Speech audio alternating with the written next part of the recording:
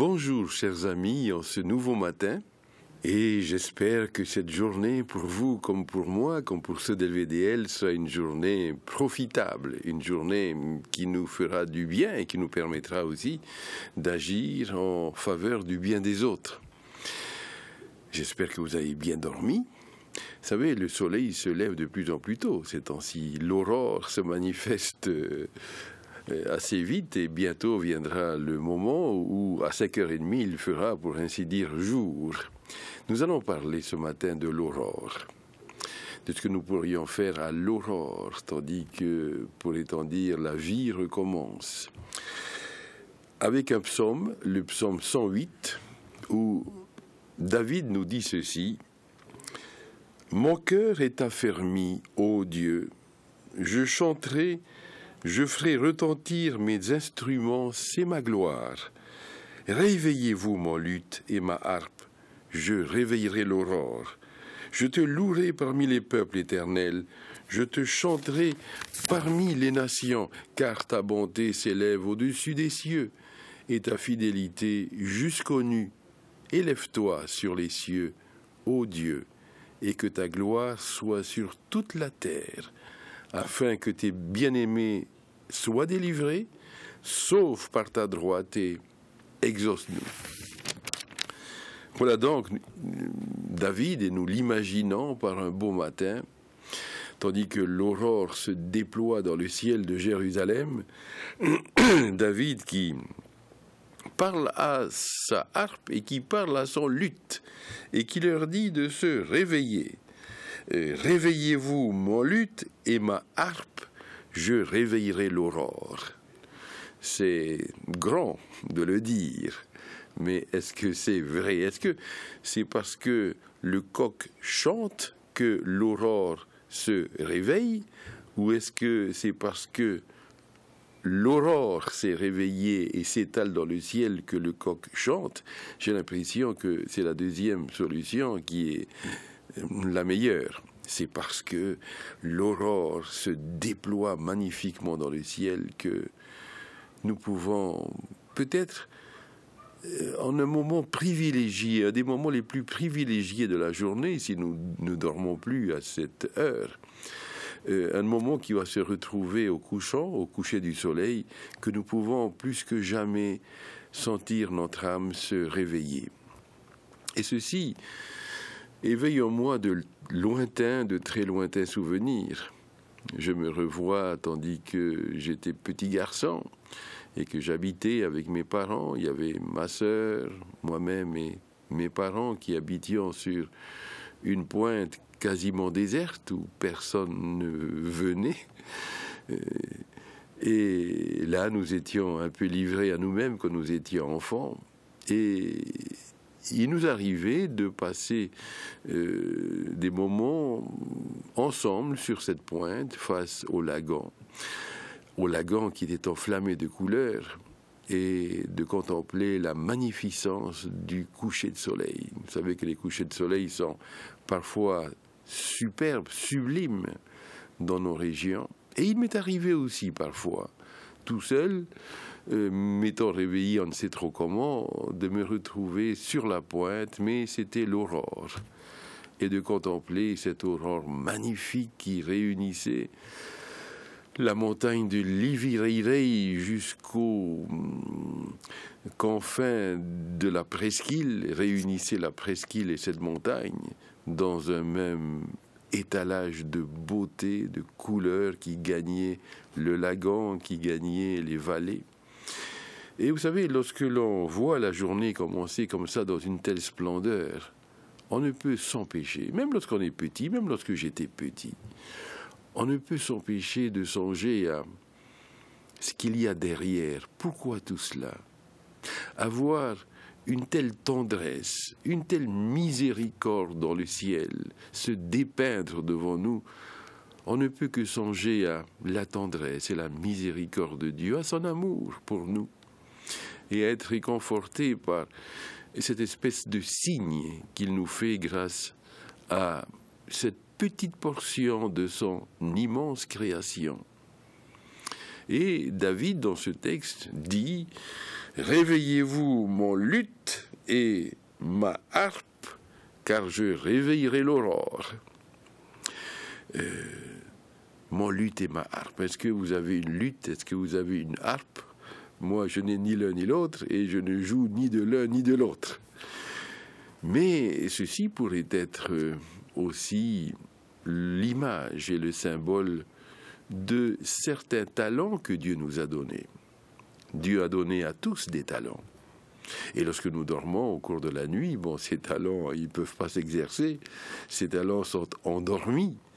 Et puis voilà que la journée commence et toi avec ta luth, toi avec ta harpe, toi avec ton piano ou je ne sais quel instrument, avec nos talents différents, nous pouvons assister à leur renaissance. Les voilà qui se réveillent, ces talents que le Seigneur nous a donnés. Ces talents qui ne viennent pas de nous, mais qui sont un reflet, un effet de la grâce divine. Dieu nous a donné des talents. Et la Bible nous dit que Dieu nous a donné des talents, pas pour nous-mêmes. Dieu nous a donné des talents pour le bien de tous, pour que tous puissent en profiter. Lorsque j'utilise mes talents dans un but égoïste, je ne suis pas le plan que Dieu a pour moi concernant ces talents. Mais lorsque j'emploie ces talents pour l'utilité commune, alors c'est l'aurore qui paraît avec moi. Je suis comme l'aurore et je réveille l'aurore. Et ainsi, David dit ici, « Réveillez-vous mon luth et ma harpe, je réveillerai l'aurore. » C'est le moment, maintenant, c'est le moment de dire à nos talents, les talents que Dieu nous a confiés, « Réveillez-vous, parce qu'il y a du travail pour vous aujourd'hui. » Et de demander au Seigneur, « Seigneur, aide-moi à pouvoir manifester ces talents selon ton plan, selon ton désir pour moi.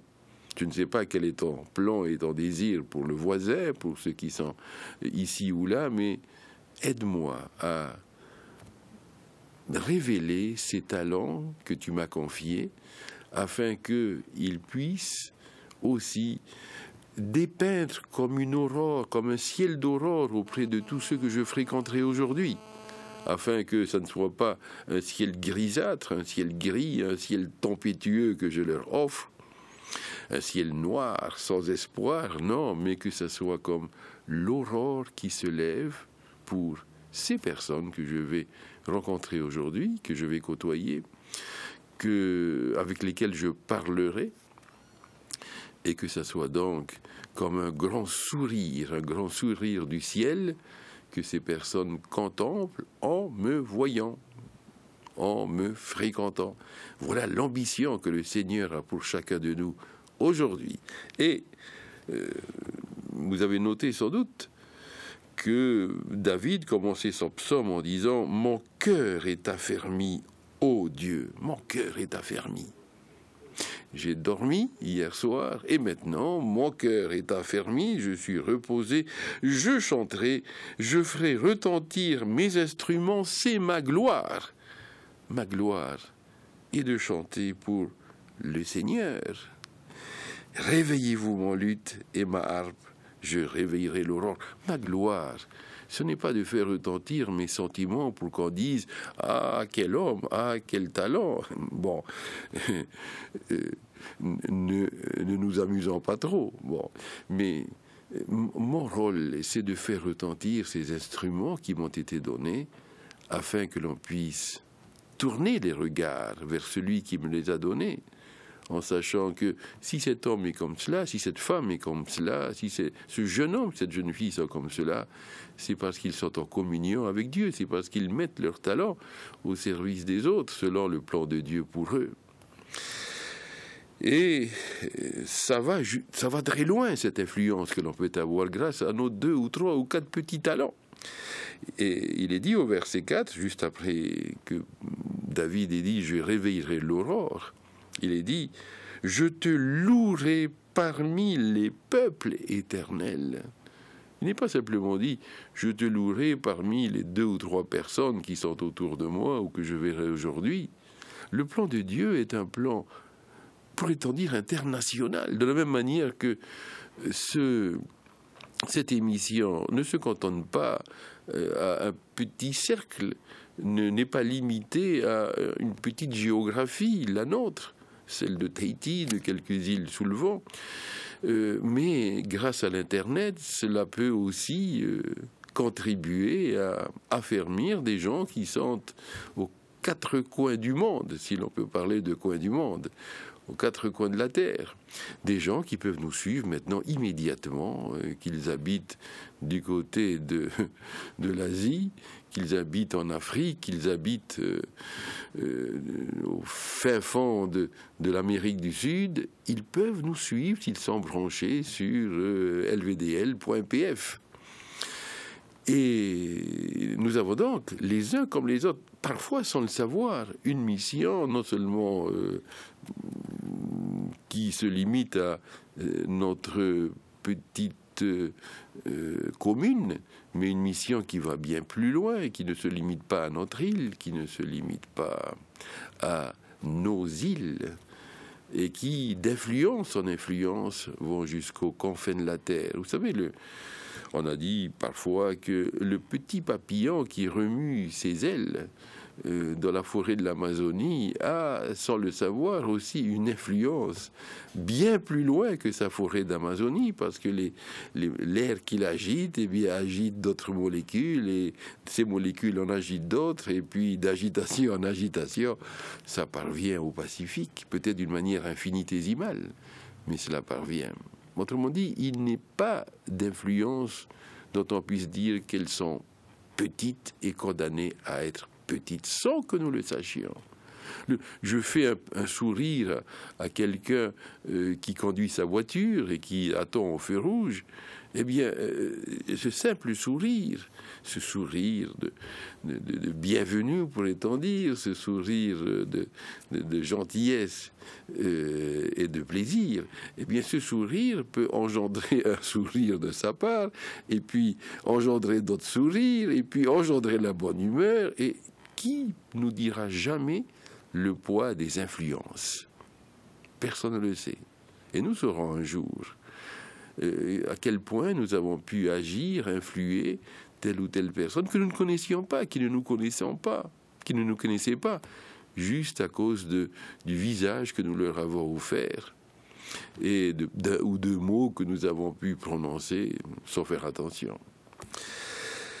Eh bien ici, David dit « Je réveillerai l'aurore, je te louerai parmi les peuples éternels, je te chanterai parmi les nations, car ta bonté s'élève au-dessus des cieux et ta fidélité jusqu'aux nues. » Voilà, la meilleure chose que je puisse faire au début de cette journée, c'est de louer le Seigneur pour sa bonté, pour cette fidélité qui s'élève bien au-dessus de ma compréhension. Élève-toi sur les cieux, ô Dieu, et que ta gloire soit sur toute la terre.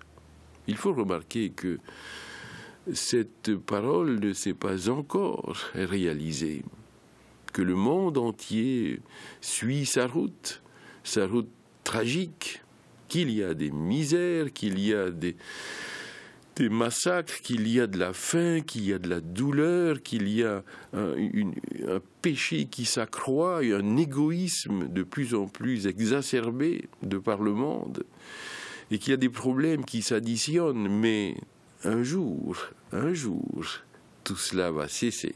Et un jour, on pourra dire que l'aurore d'une vie nouvelle doit se lever, mais à travers quelle catastrophe, à travers quelle fin, quel temps de détresse. Quoi qu'il en soit, que ta gloire soit sur toute la terre, afin que tes bien-aimés soient délivrés, sauvés par ta droite, et exauce-nous. Jésus revient pour délivrer son peuple de toutes ces misères, de tous ces torrents de larmes, de toutes ces abominations qui ont lieu, de toute cette faiblesse. Et notre rôle, c'est de préparer ce retour, c'est de réveiller l'aurore, c'est de commencer à tirer le rideau pour que cette aurore de plus en plus puisse illuminer le ciel, quand bien même cette aurore ne serait pas reçue par les autres, loin de là, mais afin que nous jouions notre rôle et que le Seigneur joue aussi son rôle et qu'il dise un jour « ça suffit comme cela, je viens vous chercher conformément à ma promesse ». Et David termine son psaume en disant « Donne-nous du secours contre la détresse. Le secours de l'homme n'est que vanité. Avec Dieu, nous ferons des exploits. » Avec Dieu aujourd'hui, mes chers amis, croyez-le, vous ferez des exploits. Alors, peut-être que certains pensent « Comment puis-je faire des exploits aujourd'hui tandis que je suis cloué dans mon lit de misère ? Comment puis-je faire des exploits tandis que je suis trop vieux pour agir ? Comment puis-je faire des exploits alors que je suis trop timide, que je n'ose pas me manifester ? Comment faire des exploits alors que je n'ai pas grand-chose, que je n'ai rien comme talent ? Eh bien, mes chers amis, le fait de se rendre compte qu'on n'est pas grand-chose et qu'on n'est rien, cela permet à Dieu, si l'on va à lui en disant « Bien, je te donne mon rien, je te donne mon peu, mais fais-en, Seigneur, fais-en une aurore. Fais-en quelque chose à ta gloire, afin que je puisse aussi, avec ce que tu me donneras, ce que tu me rendras capable de faire, que je puisse faire mon rôle, jouer mon rôle. » Eh bien, mes chers amis, lorsque nous allons au Seigneur avec ces sentiments-là, en déposant à ses pieds notre petit fardeau, parce que c'est un fardeau qui n'est rien en fait. Nous n'avons rien à offrir, rien à déposer. Eh bien, lorsque nous allons au Seigneur, en lui demandant de faire de ce que nous sommes, du peu que nous sommes, un instrument à sa gloire, je vais vous dire, le Seigneur ne peut pas résister à ces prières-là.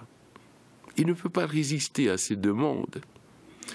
Et la main qui a fait surgir de l'immensité vide, qui a fait surgir des univers, cette main est toujours à même d'agir, de faire de vous des hommes et des femmes, des jeunes gens, des jeunes filles, dignes de sa gloire et manifestant sa gloire, et des hommes et des femmes qui se tiennent comme devant une aurore, qui déploient l'aurore aux yeux des autres. Soyez cela aujourd'hui, et que le Seigneur vous bénisse dans cette décision que vous prenez de le servir avec le peu que vous avez, parce que de ce peu, Dieu peut faire des choses immenses.